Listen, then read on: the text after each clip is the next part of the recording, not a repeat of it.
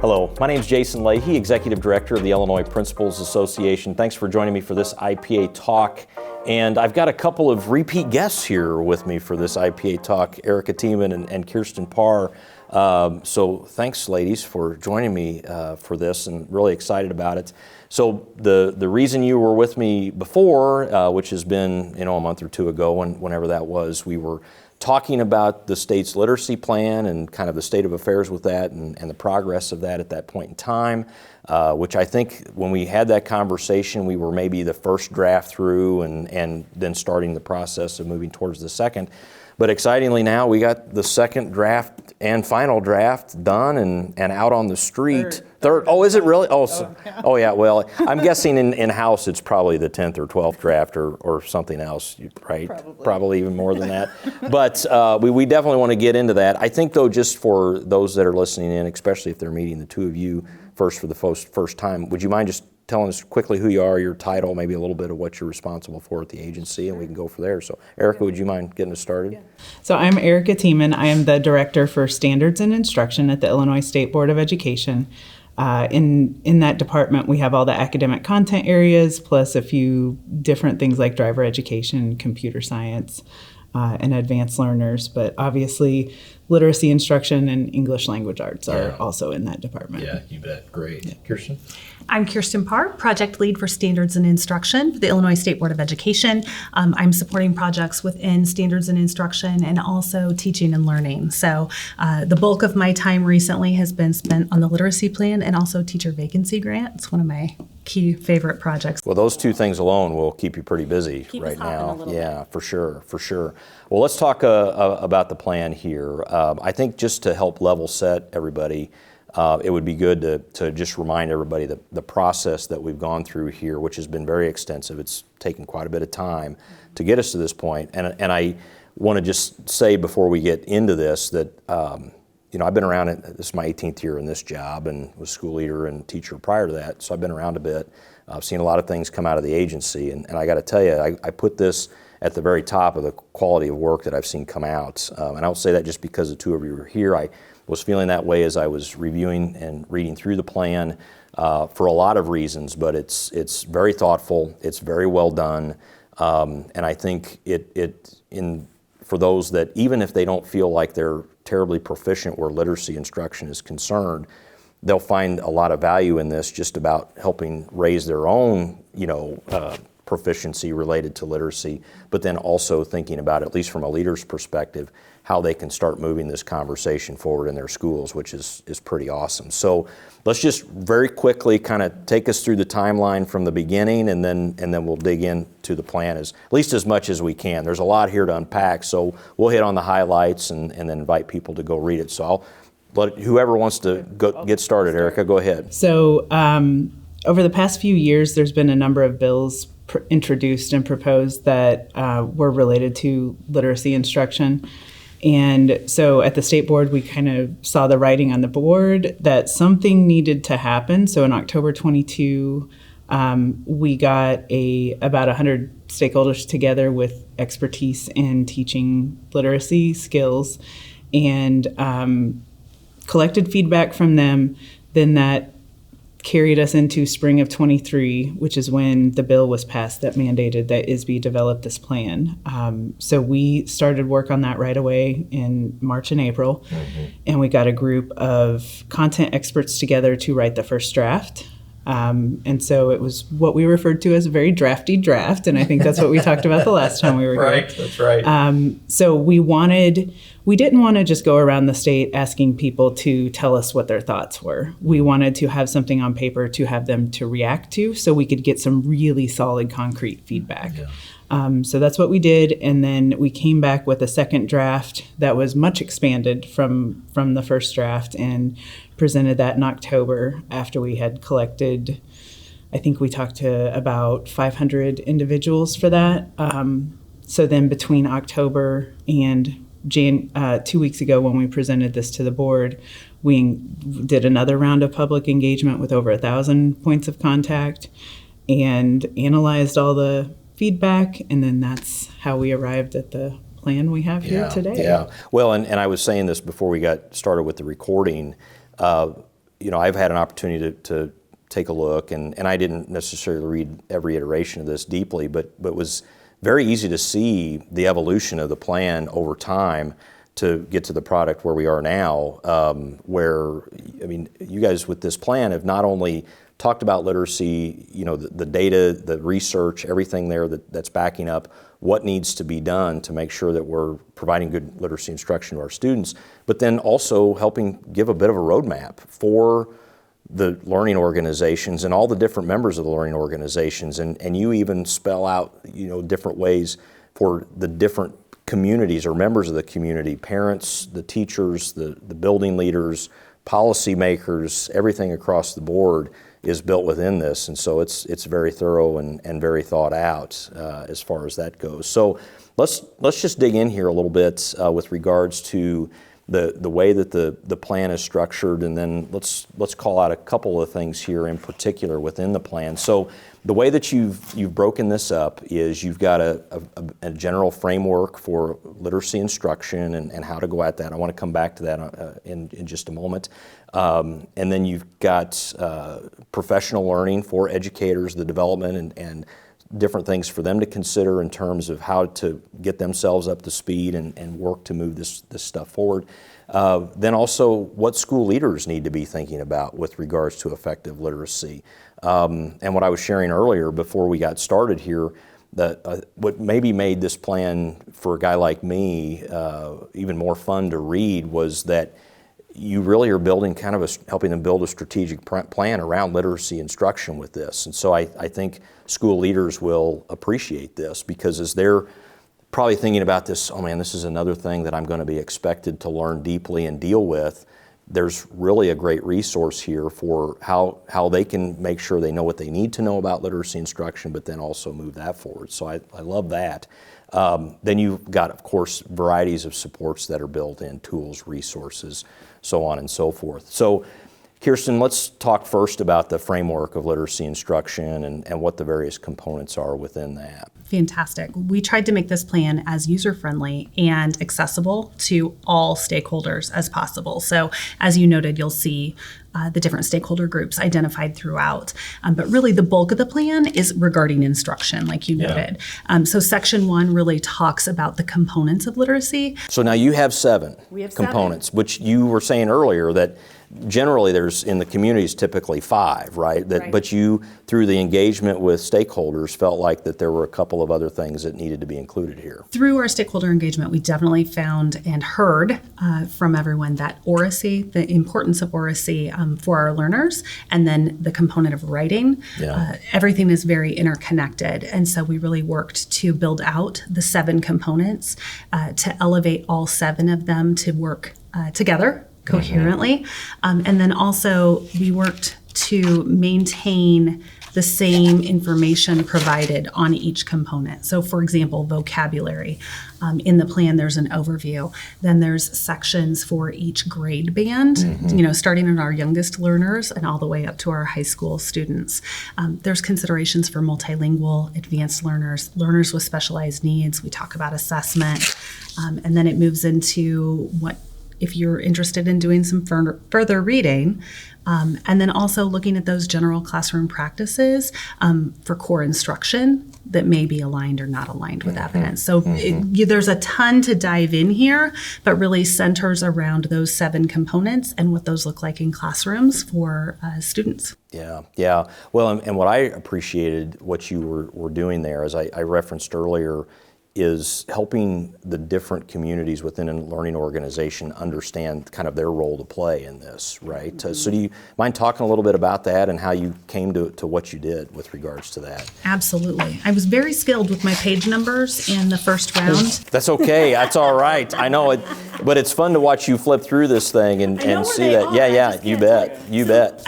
In our first introduction section, we really talk about the vision and purpose behind the plan, and then we really work to identify the stakeholder group so that individuals can see themselves and where they fit. And so starting on page 17, you'll start to see those stakeholder groups identified, and then we started to identify sections of note for different stakeholder groups. Then at the end of each section, there are also workbook pages tagged for different stakeholder groups to start diving in and reflecting on implementation, next steps, and then reflection questions. What I love about these pages too is they say print me or print here afterwards. Like these are documents that you would want to get out in front of people to have them reflect on and have conversations about and all of that, and super user-friendly in that way. And we're working on compiling all the workbook pages into one document. So, and then also having some references to, like, before you answer this reflection question, go read this section and then come back. So the other thing I noticed in the framework section, this first section after the introduction, was you were even connecting it to, which I thought was terrific, connecting it to other processes and the way that school districts think about interventions, like MTSS, for example. So I thought that was pretty interesting as well, just to help them be able to anchor this to work that they're currently doing. I think we very much, in any educational setting, are guilty sometimes of working in silos. And we very much wanted to connect all of the work that is happening in schools, because all of it is so important and vital for our students, to connect those pieces so they aren't working in isolation and can show that connectivity. Yeah. So I'm just thinking of this, and so this question might be better later, but I'm going to go ahead and ask it now.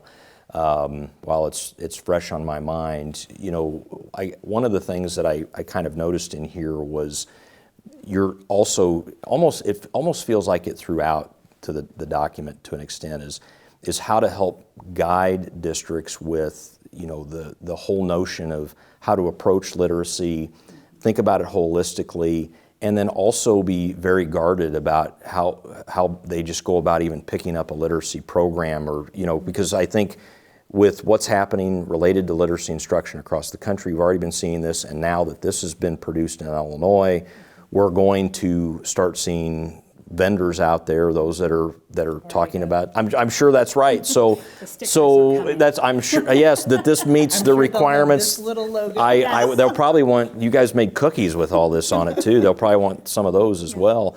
But what are you doing here throughout the plan to help provide some guidance for districts, just so that they're trying to be cautious for how they approach this and do it smartly in that way? Well, firstly, we always tie it back to data Yeah. and informed decision making. So we really are wanting people to kind of slow down. We don't want you to grab this and be like, rush, we need to do something. We were very intentional and thoughtful in how we engaged in this process, and we want districts to do the same, where you start with your data and you start with what you have, and you look at what we have, what are we using in our classrooms, and what outcomes is that producing, and then look at where are the opportunities to make some improvements. Yeah. So Section 4 really dives into that and provides guidance to districts, schools, whoever is diving into this work. And it really builds upon the process, understanding your context, setting clear goals, aligned supports, implementation considerations, continuous improvement, and then final considerations. So these pages really work through the reflection, kind of, if someone were to ask me today, where do I start? I would say stop and do an audit. What do you have? What's in place? What grade levels are using different components of curricula? How are you assessing that? What does your data show? Stop and take a minute. This isn't, it's urgent, but this isn't necessarily a call to throw out what you're doing. Right. It's a stop and what do we have in place? What's working for us? What do we need to make adjustments in? So what you just described there, Kirsten, really I think gets to the essence of probably what school leaders are going to start wrestling with as they address, absorb the plan, consume it, and then think about how they work to move this forward. And so a question that I had, for us to wrestle with here during this IPA talk was, if you're a school leader approaching this for the first time, of course, reading the plan, it needs to probably be the first thing that they would do just to get themselves familiar. Plus, as I mentioned earlier, it's super informative and instructive just with regards to literacy and things overall, and it's a good primer on school improvement as well, just based on the way that you've approached this. But when you think about what you just described there, after reading the plan, after kind of getting their heads around it, like what's the very first thing on the list that school leaders need to do when they think about their literacy instruction and how they move things forward? So I'm going to let, Eric, you had a great response to that earlier, so I'm going to pitch this to you because I think it's the right one. It's look at your data and not just look at your data, but like we give some guidance on like disaggregating your data, because the important pieces are all students and all student groups equally succeeding with what you're doing. Yeah. And if they're not, the adults in the system have some work they need to do. Because we can only control what happens in the school building as educators. And so we need to keep our focus on that and keep our focus on making sure all of our students have the literacy skills they need, because we know it is critical to lifetime outcomes. Like, we're not just talking in school, that, you know, the ability to read and write and communicate is essential for the rest of our life. Well, and what you're expressing there, what I think about is, you know, if you look at the data, it's going to help you identify what the needs of the kids are, which then drives maybe what the needs of the staff would be in terms of their own professional learning. If they're seeing gaps in their skill sets, it's not that they don't have the talent to do what needs to be done. It's just maybe they've never had those experiences or been taught themselves Or to do had what the needs time. to be. Well, that's a whole other issue. Yeah, I mean, right. If school leaders are not, one thing we've learned through doing like the curriculum evaluation tool and everything is school leaders are fighting fires. Kirsten uses that term a lot. I do. And so, you know, when you're dealing with lockdowns and everything else, like a lot of this stuff falls in between the cracks. Right. And so it's really like being intentional. You're not going to improve literacy outcomes by just throwing spaghetti at the wall and hoping something sticks. It really needs a lot of intentionality behind it. Well, but what I really like about what you've done within the plan, though, is you show where not just this would necessarily need to fall in the lap of the principal or the assistant principal. You know, you really speak to the importance of teacher leaders within this. And if you have those literacy coaches and other people that are in schools, like, those positions should be elevated as part of this work and can really help move that forward. So, you know, as we talk about meeting the needs of the staff and things, one of the critical sections that you have here is just with regards to professional learning. So can you talk a little bit about that and what that includes? So I'll just say firstly, like, it's pre-service and in-service and administrators. Like, it's educator professional learning. So we're looking at, from the very beginning of your path to become an educator, what is happening that is going to lead you to be an effective literacy teacher. And so we provide some recommendations in there and kind of explore some different platforms you could use and avenues that you could use. We also explain the statute a little bit because there are some implications for teacher licensure.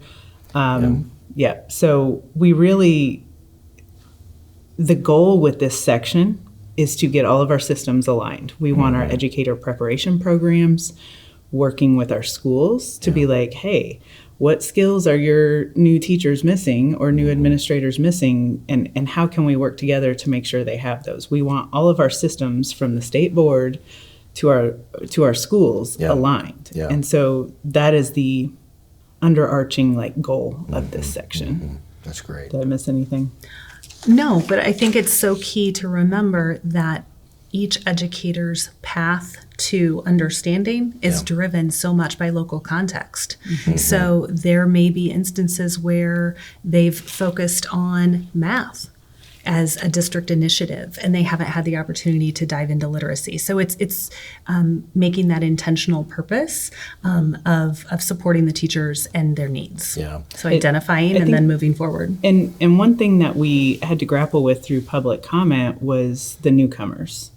And so I think the whole plan really, but this section also speaks to the need to be dynamic and responsive to culturally responsive teaching and leading practices, because we're in a world now where populations are moving and shifting. And just because your school has one demographic makeup right now doesn't mean in 3 years it's going to look the same. Like you could all of a sudden have a large influx of newcomers and all of a sudden you have a lot of students speaking a different language. Right. And that's at all parts of the state, right? That's not just what you would consider the Northeast or whatever, where it might be a little more prolific, but that's definitely happening everywhere. So Kirsten, you mentioned context, which I think segues into something I think is important with regards to this. And I fielded questions, I know you all have, but educators probably being over the years conditioned to be compliance-oriented people and professionals. It's people I'm sure are looking at this going, where's the timeline, when all of this stuff has to be implemented and moving forward? And the answer to that right now is that there is no timeline. This is for schools to use and adopt and leverage based on what their local needs are. And obviously we have, kind of some singular targets and what we would hope for kids with regards to their reading abilities and proficiency and some of that. But the pathway for schools to get there really is for them to determine. So I think it's important to state, and I've said this, and I was sharing this before we started, that during presentations and during meetings that we've had with our members, when we've brought up that the literacy plan is on the move and that it's going to be coming, that this is not a state mandate, at least in the moment, right? There's not any legislation that's been put forward and passed that is directing the state board to require certain things for rules and regs to be written and then the regional offices to be watching over.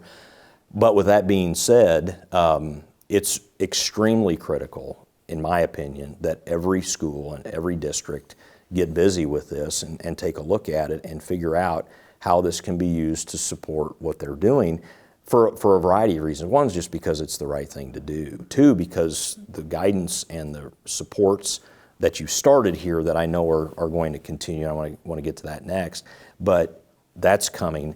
But it's really important for this third reason, in that if we choose to ignore it, the General Assembly will do what they have traditionally done, which is, they may do it anyway, is pass legislation related to it, but to negate that and to make sure that this really is driven by local context and local control, which you do a nice job in this document of speaking to.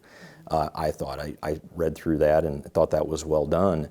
But if we don't choose to do that and communicate back to the members of the General Assembly and to the policymakers what's happening in this space, and then hopefully we see that transfer into improved student performance, then we're likely to have some bills being passed, and that's hard for us as an advocacy organization to hold back at times. But when we can talk to them and bring people to them that have shown that are doing good work and proving that they can get that done at the local level, that's the position we want to be in. So I just think that's important to note here as far as this goes. And I know that's been important to all of you during the development of this plan. It's been critical.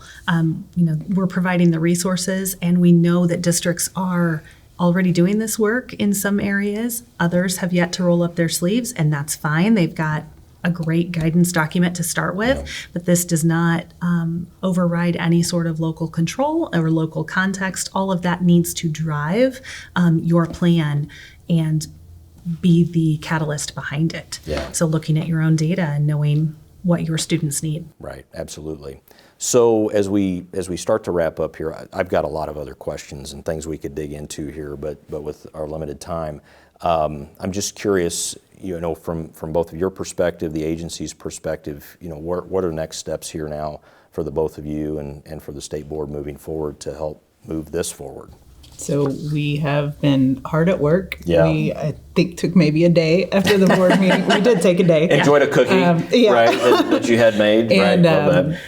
And so the next steps, concrete steps, are there are more mandates on ISB. So we have to develop a curriculum evaluation rubric specific to literacy curriculum. So that is due July 1. Also due on July 1 is a template for districts to develop their own literacy plan and guidance and resources. So we had meetings today about it. We're working on all of that. There are further timelines. January 1st of next year, we are to have educator professional learning launched, which we've already got that in the works as well. And then the teacher licensure test changes is 2026. Yep, July 1. Yeah. So we're starting to get all of those things locked in, but we are also working on a professional learning series on data literacy for this year. I think we're looking at like May-ish to launch that, because until districts need to do that first. Yeah. And so we're starting with that, leading with that, and then helping them understand their local context better. You bet. You bet. Additional resources, we'll be pushing out a recorded webinar on the website. So on the cover of the plan is the web page that we'll be using for all documents moving forward. So right now, there's a new form that individuals can sign up to receive updates. We've announced office hours weekly from now through the end of May. So if an individual wants to come and discuss what's their own local questions that they might have as they're diving in to start, we'll have that as an opportunity to engage, and then we'll be pushing out different resources. We're pulling some of the tables out from the plan to make those printable and accessible, because not everybody wants to always engage with a 194-page document. We understand. Yeah, it's pretty. It's a little hefty, but there's a lot of good stuff in here, and lots of great resources within. Yeah. We've got some posters in the works. So we're working on a few things that really stemmed from the stakeholder engagement and what everybody said they needed. Yeah, well, appreciate that. Well, I'm grateful for you both coming in here, and I'm sure we'll continue to have conversations and connection with regards to everything. Again, this is really good work, and with kids still in the system myself, I know that this is important for them too. So on that front, I'm grateful as well. So my name's Jason Leahy, Executive Director at IPA. Again, Erica Tiemann and Kirsten Parr joining me and discussing the good work that they've done with the state literacy plan. Personal thank you to all the stakeholders that have engaged in this process here over the last couple of years, because it's sure taken that amount of time to get us to this good place that we're in right now. As always, if there's anything that IPA can do for you, don't hesitate to give us a call, or you can check us out on the web at ilprinciples.org. Take care.